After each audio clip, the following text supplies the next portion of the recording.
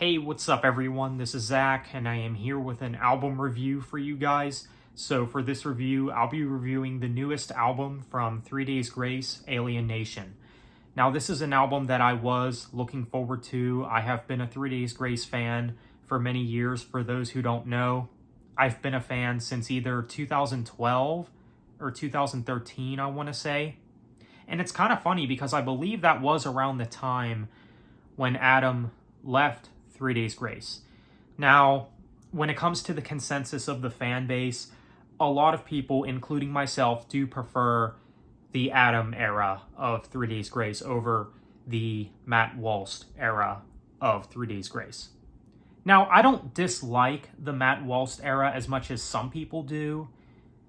And maybe that's because I didn't become a fan of 3 Days Grace till around the time when Adam left. But I am one of those people that do prefer the Adam stuff nonetheless. So this new album, Alienation, is the first album in many years where Adam comes back to the band. But here's the catch. Matt Walst is still in the band on vocals. They're just doing vocals together.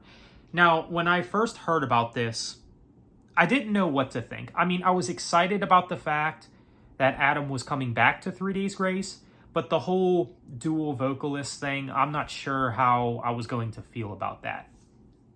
But after listening to the singles, I'm like, hey, this is actually good. Like, this could really work. And it does work for this album, I would say. And overall, I do think it's a good album. It's by no means their best work or anything, but it's still quite good. And you know, another thing too, when I first heard that Adam was coming back to the band, I just couldn't help but wonder, like, is the reason they're doing this because of fan reception? Because a lot of people do prefer the Adam material? Could be the case, I don't know. And maybe they were just expecting more with the Matt Walst albums? I don't know. I don't know what to think of that, but it's very interesting for sure. But this album, I do think it's quite good. I do think it is quite good. There's some very solid songs on this album. I did like the singles, of course, such as Mayday, Kill Me Fast, and Apologies. Really good songs. I mean, Mayday, of course, super catchy, a very catchy song that'll definitely get stuck in your head. Apologies, of course, again, is another good one. Now, the opening track, Dominate, that was one of the singles too, but honestly, I think it's probably the weakest opening track that 3 Days Grace has ever done.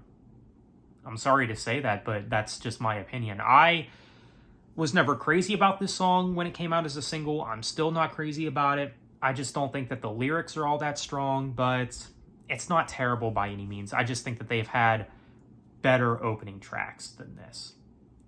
But the other singles I thought were very strong.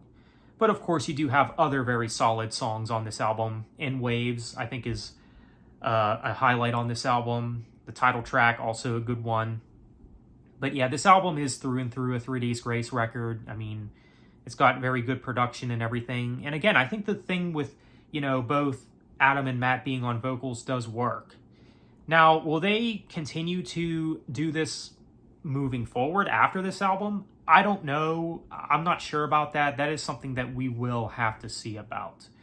But either way, I thought this album was good, so I'm feeling an 8 out of 10 for this one. Feeling an 8 out of 10 for this one. A solid follow-up to their, of course, last album, Explosions, which that album I thought was, it's good, but it's not one that I return to very much. But this album, I thought that this was good. Alienation. I think that this is a good one. But let me know what you think. Are you a fan of 3 Days Grace? Have you heard their newest album? Feel free to let me know. So with that said, thank you all for watching. Take care and have a good one.